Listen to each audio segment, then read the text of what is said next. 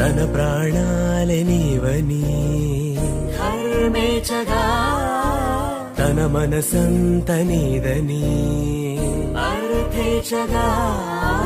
తన వలపంత నీకని కామేచగా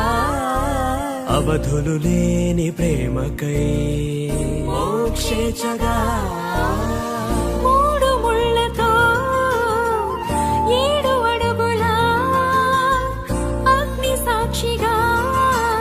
ఇద్దరు ఒకటిగా మారగా